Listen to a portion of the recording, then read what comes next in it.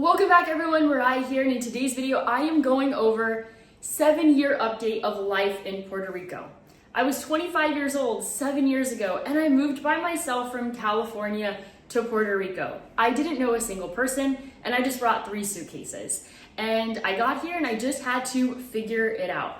And I was just reflecting back on my 5-year update and the video that I created for that, which is insane. 100,000 of you watched that video. And in that video, it was a lot of rainbows and butterflies and life was just, like amazing and great. And I would say that life is still the same, but this video is going to have a much different perspective. To be honest with you, in Q1 of 2025, I have been through hell and back here in Puerto Rico with some unbelievable things that have happened. Unfortunately, I won't be able to share all those specific details with you, but I can give you a little bit of an idea of all the bullshit that I have been through so far. And honestly, it's still an ongoing situation. So the experiences that I've had in Q1 have kind of hardened my heart a little bit and changed me, absolutely. And I'll be getting into all that today. So in today's video, I am going to be going over, do I still see myself here in Puerto Rico in the long term? What is my future going to be like here? I'm going to be going over just the challenges that I have faced so far this year alone specifically, giving you as much details as I can. Hopefully I can come back months later after there has been a positive resolution and share with you the truth of all of the shit that I have been through. It's honestly unimaginable. It doesn't make any sense.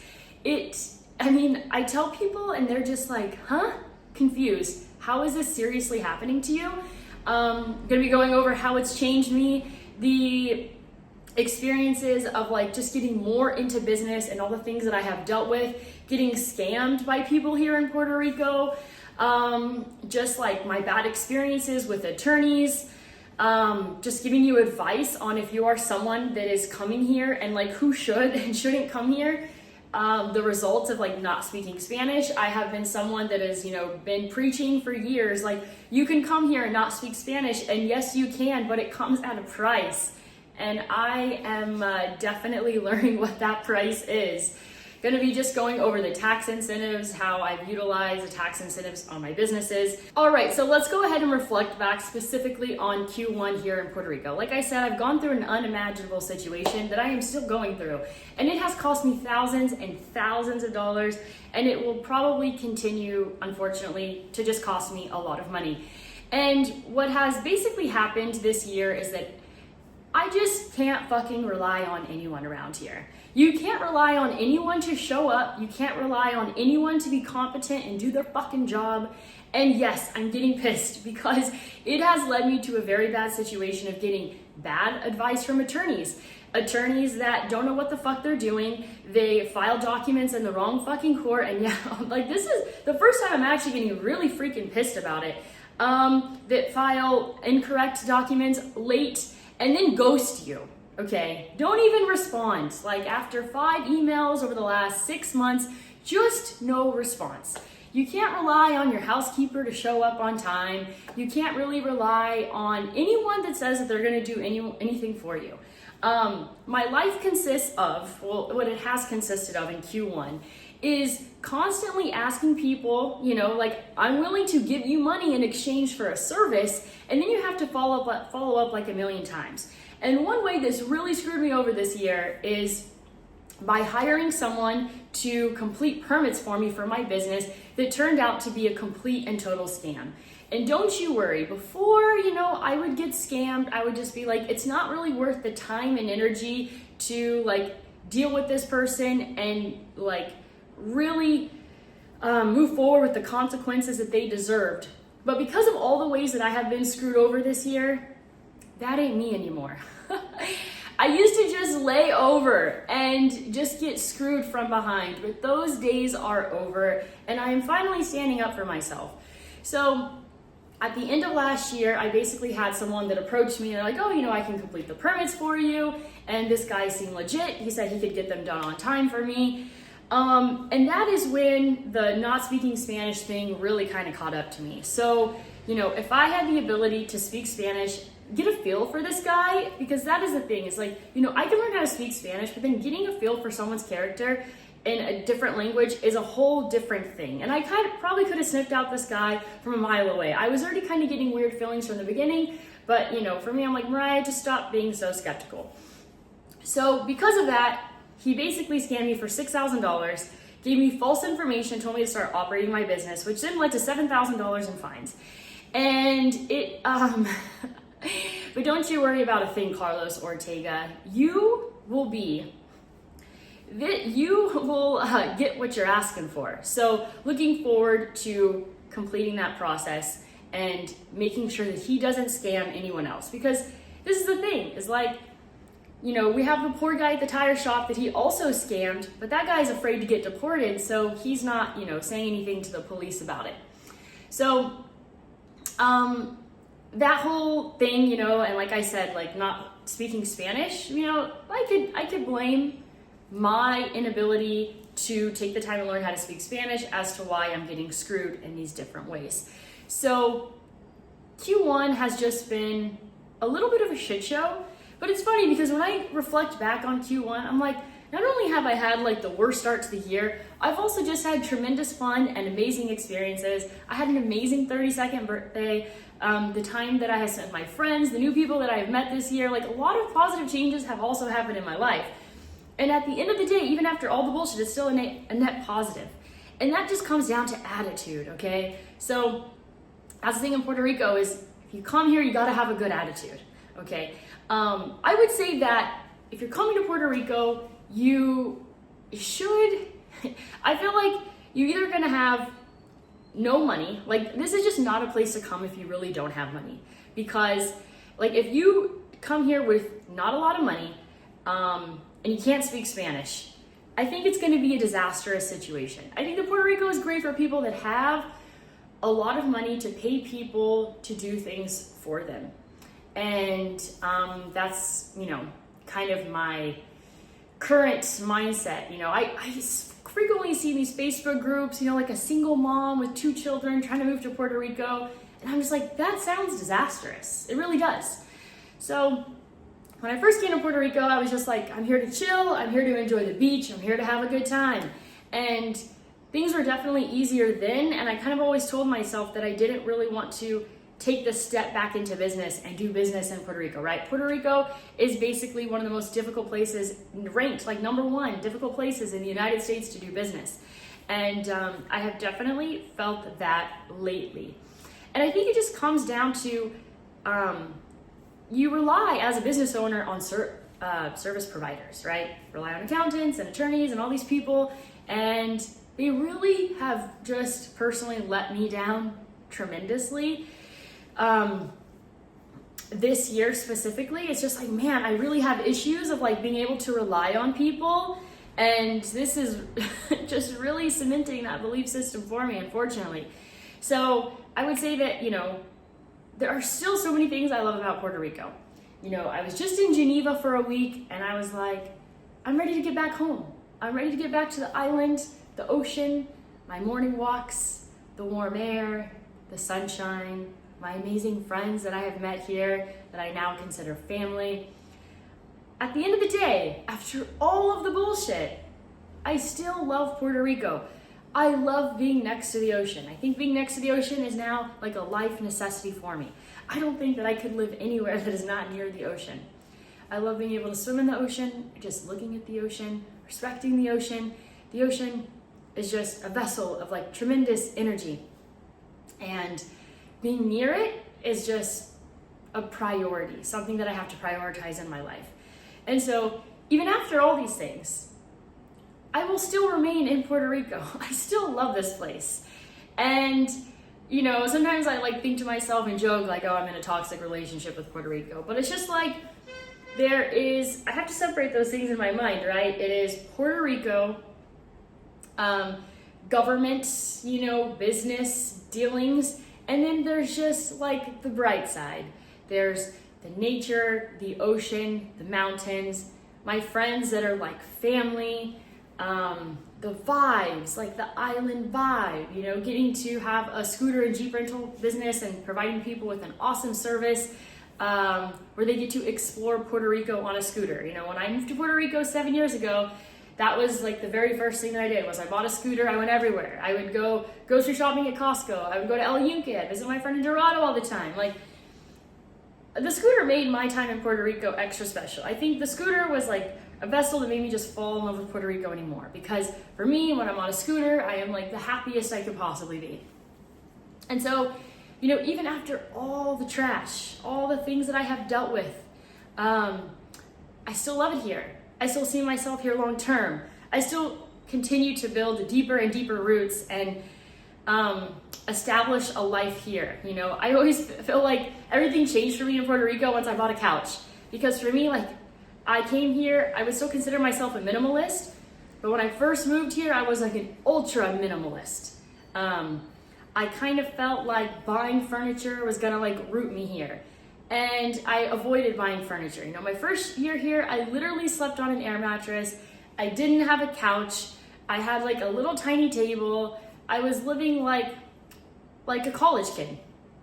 And then like I finally found a place that I love. You know, like I really love my apartment. And I found a place that I love. I found a place that I feel comfortable in. Like I just love sitting on my couch and just like looking at this little lamp that I really love and this mirror that I really love. And, you know, I just got my first piece of artwork. You can't really see it, but it's these 4 like really cute little horses. And I'm just like, I love my home and I love my space. And I love to be able to walk outside and feel the sun on my skin, on my face, and see the ocean. And I don't know, it's just like the energy that I'm like super attracted to when it comes to life here. And so I think it's important to kind of go over the cost of living in Puerto Rico. The cost of living for me has pretty much been the same since like the last updates I've given on the cost of living in Puerto Rico. Like my rent went up a little bit, but there are solar panels now, so that kind of offsets with the electricity cost. And I still think that my place matches the value of what I pay, so that's gone up a little bit. The food prices, just like anywhere else, you know, in the United States, has gone up for sure. So yeah, it's just, I don't know. There's just something about this place that I fell in love with. I continue to fall in love with, even after all of the bullshit that I have gone through. So for me, like, I'm a nature person. I love being outside. I love going for a drive to the mountains. I love to be on a boat. I also love to, you know, I have these amazing water scooters. You can actually rent them and swim with turtles. It's like a legit experience. Just love, you know, I'm like, oh, you know, do I want to go hang out with the turtles today? There's always like a new coffee shop that pops up or a new restaurant that pops up. So there's always something new to check out. Like, I love that part about Puerto Rico. Today I was like on my way to the gym and I'm like kind of trying to quit coffee, but it's like not really going so well. And I've been telling myself this for years. And so I'm on my way to the gym and I'm just like, oh man, I need coffee. And I try to skip it, but I'm like, my body's begging for the coffee. So I go for a little walk and I'm like, oh, I have all these options of like different coffee places. And then, you know, it's just like they're all creative and they all have like, you know, this like artistic vibe to them. And then I just like, you know, sip my coffee, go for a walk, and then finally feel alive fully and completely to go lift some heavy weights. And I go to the gym and I'm just like, this is just what I love about this place. Like, when I think about my life in California, it was like, you know, there's like one coffee place in town and it doesn't really have that much creativity to it, you know?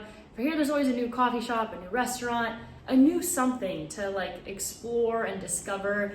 And that's what's kind of cool about Puerto Rico, right? There's just like so many small businesses. And it's fun to support small and local businesses. So, you know, I think that when people come to Puerto Rico, the people that struggle the most are the people that really lack good, solid friendships.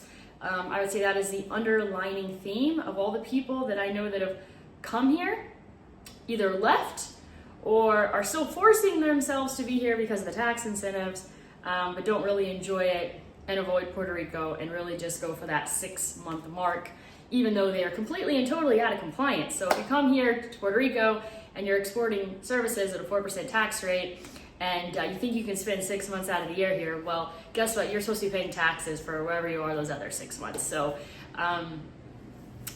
I've always been told that that's what's really going to screw the people over when it comes down to them going after people and auditing them. It's the people that claim that they make all their money here in Puerto Rico, but they're only here 6 months out of the year. So it's different if you're coming here for capital gains, right? You can spend 6 months out of the year here and still take advantage of that. But when it comes to the exporting services, there's a lot of people that are completely and totally out of compliance. So don't think that if you have a business and you're exporting, and you're looking at that 4% tax rate and you only have to be here 6 months, yeah, that's not really how it works. So you should rethink that totally and completely.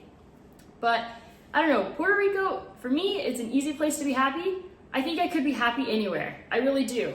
I think that I'm someone that can be happy doing not much. I don't have to be constantly stimulated. I don't have to be constantly like producing, being productive. Like, I just feel good just being, by default, like I'm an entrepreneur. I love doing those things. It's what sustains my life. And so I do it, but I don't know, Puerto Rico is just an easy place to be happy. I look forward to coming back. I have a hard time leaving. Those things have not changed, even with all of the shit that I have been through. It's just, I guess, my relationship with Puerto Rico has a strong foundation. It feels strong. And although I'm having all these challenges this year that kind of started last year as well, I still love it. I'm still here. I still don't plan on leaving anytime soon. People always ask me, how long are you going to be here for? I always say, until it's not fun anymore. It's still fun. Even with all the crap that I have dealt with, it's somehow still fun. But that's just because, thank God, God has given me tremendous resilience. If that is, I think that is maybe my strongest character trait, is my resilience. And I just don't give up. I continue to have a good attitude. Although I've been screwed over so many times, I continue somehow, some way to still trust people. And yeah, thank God for my resilience. But maybe I should just verify people a little bit more before I start trusting them. So when I talked about no Spanish, I've been saying since the very beginning, I don't speak Spanish, I can still survive here. My Spanish still sucks. I do try a little bit harder. I'm always with someone that speaks Spanish. And so it's kind of like a crutch, I always just have someone right next to me that's like fluent in Spanish. But I definitely think it, when I first started my business, I thought that it was just all my customers were going to be tourists. And I was like, okay, I'm good there. But at the end of the day, I need someone always to be answering. I need all my employees to speak English and Spanish. And, not learning Spanish has made it very, very difficult in some components of being able to verify trustworthy sources. So when it comes to the tax incentives in Puerto Rico, we have the whole bait and switch with the additional $5,000 filing fee. I started my scooter business under the Young Entrepreneurs Act. So the tax incentives are still going strong. It doesn't really feel like as many people are coming here in waves like they used to. I felt like we had two big waves. We had the 2020 wave, we had the 2018 wave, but I don't know, it's 2025 and I don't really feel like we've had that big wave, I think that what tended to happen in the past was people would, Bitcoin would go up and then people would be like, oh man, I need to find a way to not pay taxes. And it's it's too late, bro. It's too late, you want to move to Puerto Rico when your cost basis is low. Now would probably be a decent time, right? Bitcoin's down to 80K approximately. Now would probably be a good time to come to Puerto Rico, because coming when it's at an all-time high, you don't want that. You still have to pay taxes, right? If you bought Bitcoin at 10K and you move when it's 100, you still owe. If you come from California, that $90,000 gain per Bitcoin that you have to pay tax on, whatever state you're coming from. So yeah, a very different video than my 5-year update video, but overall, life is still good here. I love my life here. I really do. No matter all of the things that I have been through, that doesn't really take away from the real reasons why I love Puerto Rico. The government has always been corrupt. People have always been shady, But the fundamental reasons why I love Puerto Rico is because of the nature and the sunshine and the good people here that I have in my life, and my home, and the life that I built for myself. The foundational things I mean, it's just the ocean and nature, you know, like I didn't realize how much my soul needed those things, but I realized it and I found a nice place that I love and enjoy. And for me, I think deep down inside, you know, like my family is from the islands of Portugal. Like my bloodline is like islander, and so it feels like home. And although I never really met my grandparents, I feel like an interesting connection to them because I felt like we had a lot of similarities when it came to moving, you know, to a new place, entrepreneurship, and just kind of like that tie to the island. So I hope you enjoyed this video. It was kind of all over the place, but hopefully it gave you some insight. And although, you know, I still talked to Puerto Rico like I always do, I had some negative things to say for once. So hopefully that gave you some good perspective. One last thing that I also wanted to add to this video is that I think, you know, I came here when I was 25 with 3 suitcases and I didn't know anyone. And for me, moving here was extremely, extremely easy. But I think that it's a different story for families. I think those are the people that find it the most challenging. I always say that Puerto Rico is a place where people come to get divorced. And I feel like it's an extremely, extremely high rate. If you take like all the people that have moved here, it feels like an extremely high rate. And I think the reason for that is because people come if they have children, like that's another layer, another difficulty component.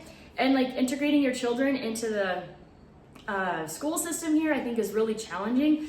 So that puts like a lot of stress on families. And it's usually like, in most cases, it's a husband that like is really pushing for it. And it's usually the wife that like initially doesn't really want to come, but she's moving for her husband. And, you know, maybe the relationship is already a little bit on the rocks, and then Puerto Rico will really test it. And then like, if you're coming here as a mom with children, you're just trying to like find your way, make sure your kids are good, and you're probably neglecting yourself. It might be difficult to find friends, and to like do things that you really enjoy in your life. So you just feel like, you know, you made this decision because your husband wanted to do it. You didn't really want to do it. And then there's maybe like that blame dynamic, but I think it's a lot of pressure for families. It's very, very difficult. So I would say, just make sure you're in a good place before you come here. Because I always say Puerto Rico is the place where people come to get divorced, because it's just like constantly hearing about people coming and getting divorced. And I think the reasons why I just stated are probably most likely the reasons why. So I hope you enjoyed this video. I hope it gave you some insight. Maybe you make the move to Puerto Rico, maybe you don't. But anyways, I hope you have a good life. That's all that I have for you today. As always, go out there and create a portfolio that you love.